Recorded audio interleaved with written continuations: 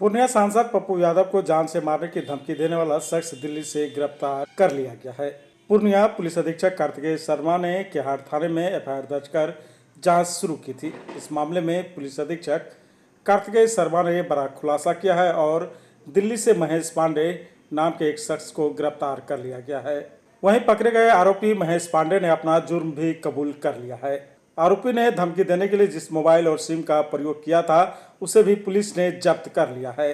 Purnia SP ने press वार्ता कर जानकारी देते हुए कहा कि महेश पांडे का किसी गिरोह से कुछ लेना देना नहीं है। वह पहले भी बड़े नेताओं को धमकी दे चुका है और जब इस बात की जानकारी मीडिया के माध्यम से महेश को मिली तो फिर उसने अपने यूएई में रहने वाले साली के सिम से पूरा प्लान रचा।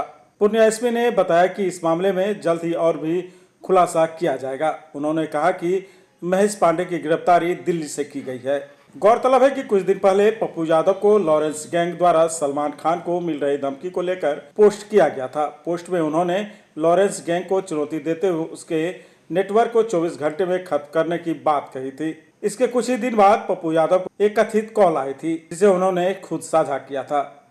इसमें लॉरेंस के कथित गुर्गों ने पप्पू यादव को कर्म से लेकर कांड करने तक की धमकी दे डाली थी।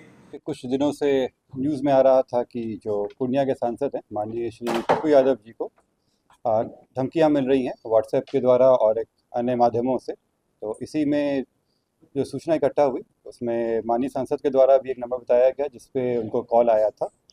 ये नंबर दुबई का था, यूएई का रजिस्टर्ड नंबर था, जिसमें जो 971 का कंट्री कोड है 5013387776। इस नंबर से उनको सबसे पहले धमकी आया था और अन्य भी कई नंबरों से उनको लगातार धमकी मिल रही थी। इस संबंध में जानकारी प्राप्त होते ही एक कांड दर्ज किया गया है, इसमें अनुसंधान शुरू किया गया था और आज श्री पप्पू यादव जी का आज आवेदन भी प्राप्त हुआ इसको लेकर। इसमें अनुसंधान चल रहा था। इसमें जानकारी पता चली कि इस मोबाइल में जो इस्तेमाल सिम था इसके थ्रू उनसे धमकी दी गई थी। जो सिम और मोबाइल रिकवर कर लिया गया है।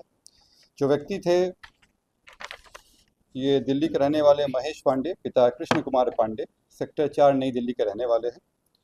ये पूर्व में भी दिल्ली में कई जगह काम कर चुके हैं और कई माननीय लोगों से भी इनके साथ संबंध रहे हैं। इनके कईयों के लिए काम भी किए हैं। साथ ही एम्स और सेना के कैंटीन में भी ये काम कर चुके हैं जो इनके द्वारा बताया गया है।